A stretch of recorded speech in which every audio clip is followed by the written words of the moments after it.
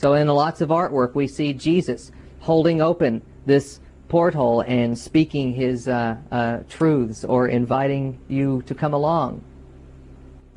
Once again, we have the Vesica Pisces here with God in the middle. Down below, we have what's very interesting. We have an angel with her wings spread. And if you notice the shape of the angel, it's very much the mushroom itself with the wings represent, or the feathers representing the gills of the mushroom. These are peacock feathers, complete with spots. Climbing the ladder to the heavens. And what does this symbol make of the angel climbing the ladder?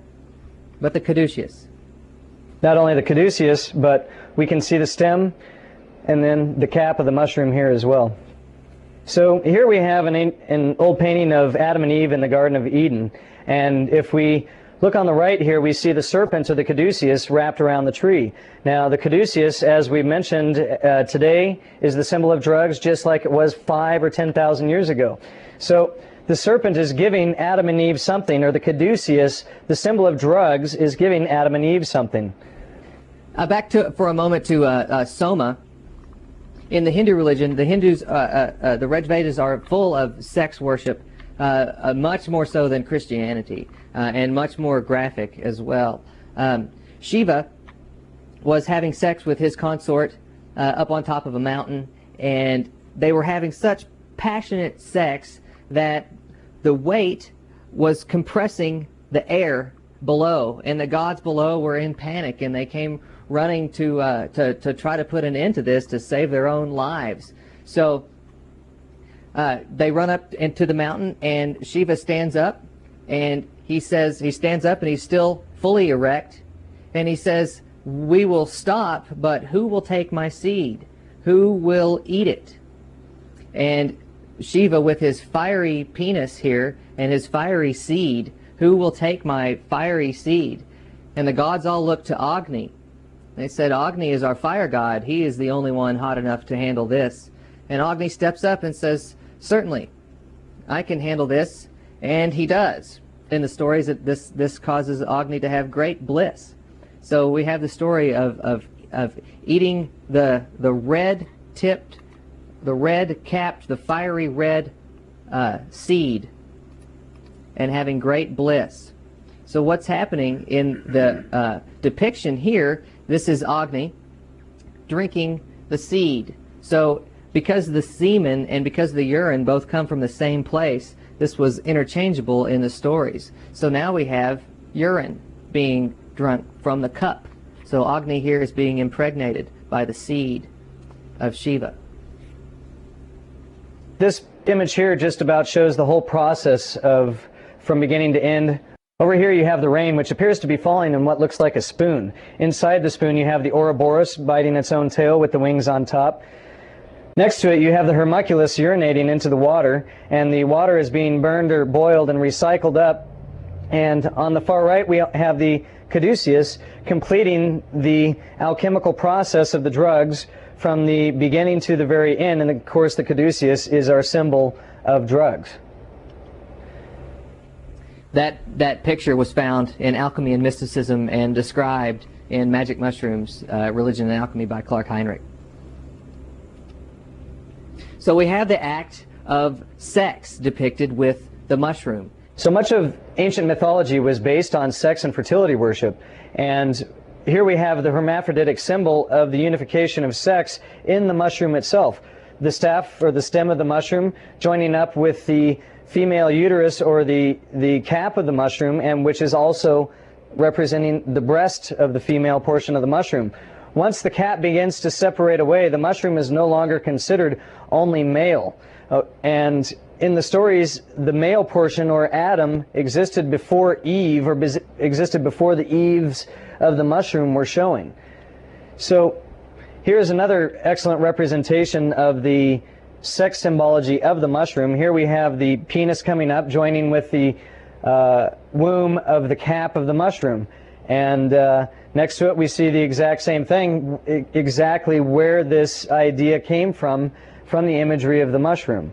What the ancients did was they looked at this mushroom and portrayed it in many different angles and anthropomorphized those angles into our gods and deities today. here we have a representation of the cock and the cock from the Catholic Church. This is found in Acharya S.'s book.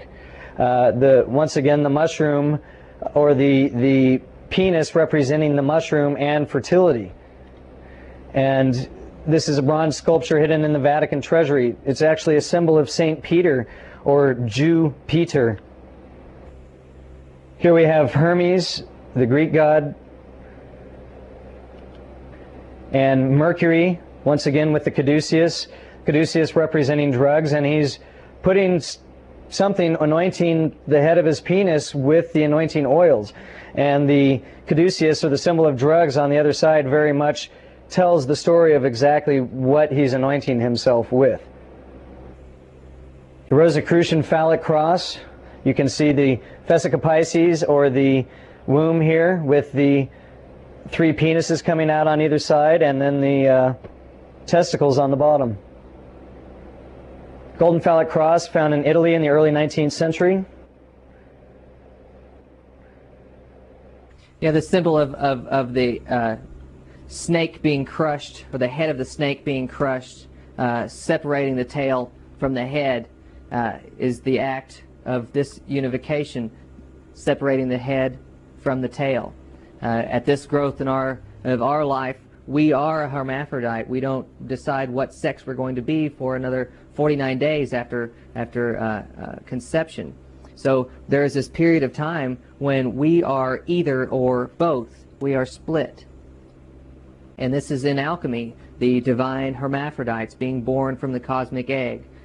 Of course, one is red and one is white, and the background is black. The colors of the great work are red, white, and black. The colors of the mushroom are red, white, and black. Born from the cosmic egg. One male and one female, both wearing a crown. Nothing but a sash. So the hermaphrodite is very important to understand that this isn't an accidental freak of nature. This is a symbol. The wings, the male and female, the crown at the top, the bulbous base.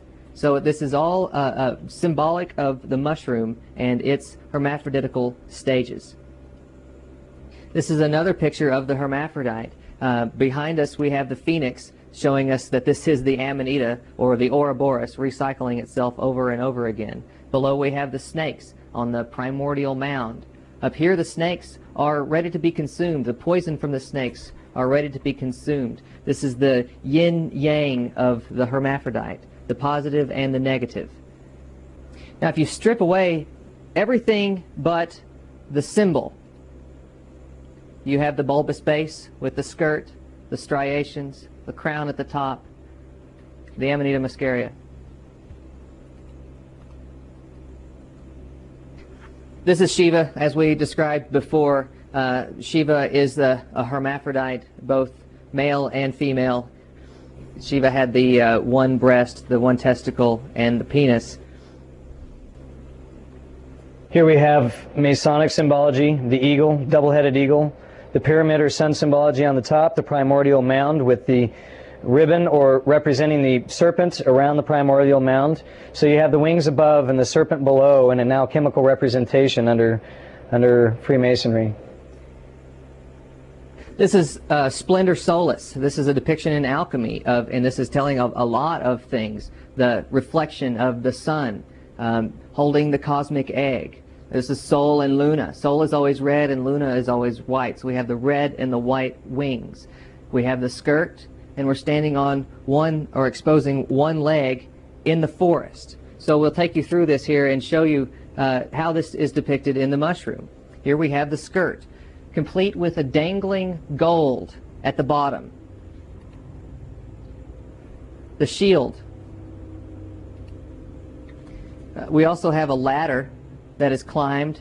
You climb the ladder to the heavens, Sol and Luna. Sol and Luna have red and white wings, as the mushroom has red and white wings.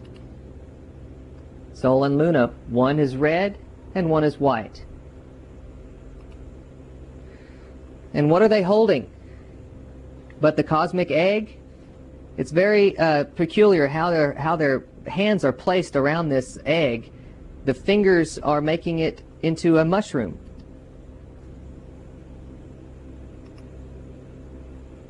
Here once again we have the hermaphroditic properties of the mushroom. We have the womb at the top with the penis. We have the hermaphrodite above in this picture here with the caduceus below representing drugs. Over here once again the penis with the sun disk or the cap of the mushroom on the top. Of course, you have the sun in the sky and an obelisk on the ground. So again, we have the above and below. We are going to join together in this unification. We join names at our marriage. Here, it's interesting that he's only showing one leg. I don't know if that was done on purpose or not, but we have this hermaphrodite now. The two are one.